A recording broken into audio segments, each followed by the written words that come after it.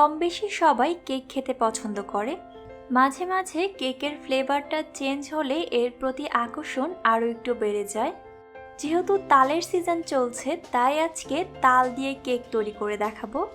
এই কেকটা খেতে ভীষণ মজার, আপনাদের অনেক ভালো লাগবে। ভিডিওটি শুরুর আগেই যারা এখনও আমার চ্যানেলটি সাবস্ক্রাইব করেননি, নিচে সাবস্ক্রাইব বাটনে ক্লিক করে পাশে বেলে একটা ক্লিক করে নিন। এখানে আমি 8 ইঞ্চির রাউন্ড শেপ কেক মোল্ড নিয়েছি। হাতে সামান্য তেল নিয়ে মোল্ডের গায়ে খুব ভালোভাবে মাখিয়ে নিচ্ছি। মোল্ডের সমান করে কিছুটা বাটার পেপার কেটে রেখেছিলাম, মোল্ডের মাঝে বসিয়ে নিচ্ছি। এভাবে কাগজ দেওয়ার কারণে কেকটার মোল্ডের সাথে লেগে যাবে না। মেজারমেন্ট কাপের 1 কাপ পরিমাণ ময়দা, 1/4 কাপ পরিমাণ গুঁড়া দুধ, হাফ টেবিল চামচ পরিমাণ বেকিং পাউডার এবং 1 চিমটি পরিমাণ লবণ দিয়ে সব কিছুকে ভালোভাবে মিশিয়ে নিচ্ছি। অন্য একটা বাটিতে 2টা ডিম নিয়ে নিচ্ছি। ডিমটা ফ্রিজে থাকলে তা 1 ঘন্টা আগে বাইরে বের করে রাখতে হবে। এর মাঝে 1 কাপ পরিমাণ চিনি দিয়ে দিচ্ছি। চিনিটাকে আগে থেকেই ব্লেন্ডারে গুঁড়া করে রেখেছিলাম। মেজারমেন্ট কাপের হাফ কাপ পরিমাণ সয়াবিন তেল দিয়ে দিচ্ছি। আপনারা চাইলে গলানো বাটারও ব্যবহার করতে পারেন। আরও দিয়ে দিচ্ছি 1 চা চামচ পরিমাণ ভ্যানিলা এসেন্স। এতে করে কেকে আর ডিমের গন্ধটা লাগবে না। এখন সব কিছুকে ইলেকট্রিক বিটারের সাহায্যে বিট করে নিচ্ছি।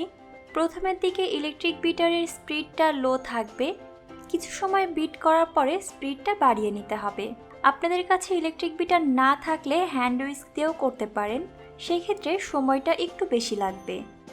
সব কিছু ভালোভাবে মিশে যাওয়ার পরে যখন এরকম সাদাটে ভাব চলে আসবে, তখন দিয়ে দিচ্ছি 1 কাপ পরিমাণ তালের পিউরি। তালটা যদি ফ্রিজে থেকে থাকে তা অবশ্যই আগে থেকে বের করে স্বাভাবিক তাপমাত্রায় নিতে হবে। আবারও একটু বিট করে নিচ্ছি। তাল থেকে কিভাবে রসটা বের করতে হয় এবং দীর্ঘদিন সংরক্ষণ করা যায় তার একটা ভিডিও আমার চ্যানেলে দেয়া আছে, লিঙ্কটা আমি নিচের ডিসক্রিপশন বক্সে দিয়ে দিয়েছি। শুকনো উপকরণ থেকে কিছুটা মিশ্রণ নিয়ে এই ডিমের বাটিতে চেলে নিচ্ছি। এক্সট্রা কোনো দানাদার অংশ থাকলে তা আলাদা করে ফেলে দিতে হবে। শুকনো উপকরণটাকে স্প্যাচুলার সাহায্যে আলতোভাবে নেড়ে ডিমের মিশ্রণে মিশিয়ে নিতে হবে।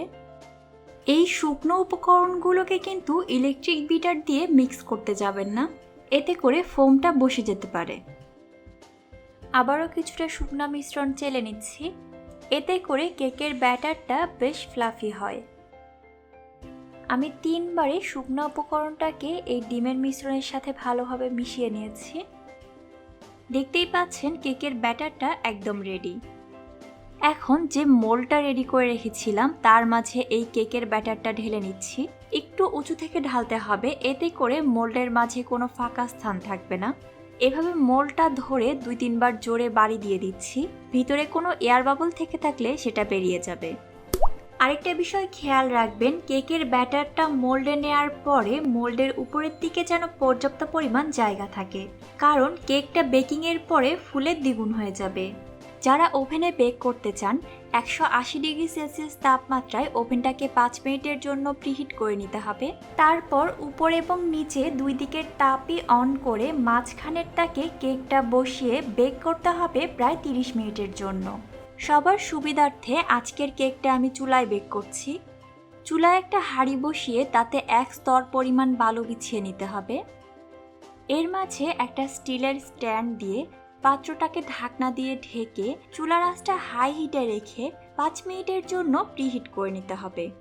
5 মিনিট পর যখন পাত্রটা গরম হয়ে যাবে, তখন সাবধানে কেকের মোল্ডটাকে এই পাত্রের মাঝে বসিয়ে দিচ্ছি।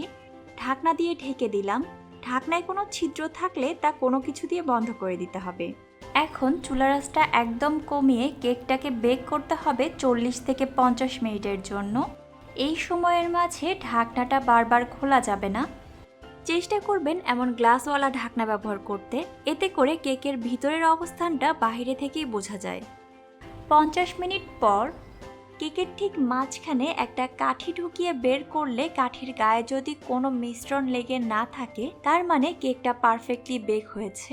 আর কাঠির গায়ে যদি সামান্য পরিমাণ মিশ্রণ লেগে থাকে, সেক্ষেত্রে আরও 5 থেকে 10 মিনিটের জন্য বেক করে নেবেন। চুলা থেকে নামিয়ে 5 মিনিটের জন্য কেকটাকে ঠান্ডা করে নিচ্ছি। 5 মিনিট পর মোল্ড থেকে বের করে সাইডের কাগজটা সরিয়ে নিচ্ছি।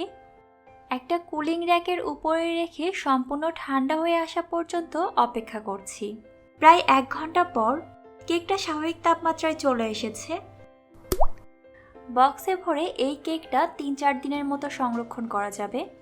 আমি একটু কেটে ভিতরের দিকটাও আপনাদের দেখিয়ে দিচ্ছি।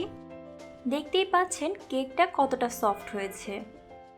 তালের সময় চলে যাওয়ার আগে অন্তত একবারের জন্য হলেও বাড়িতে এই কেকটা ট্রাই করে দেখবেন। আমার চ্যানেলে তাল দিয়ে তৈরি আরও অনেক মজার মজার রেসিপি দেয়াই আছে, চাইলে সেগুলোও দেখে নিতে পারেন। আজকের মতো এখানেই বিদায় নিচ্ছি। আল্লাহ হাফেজ।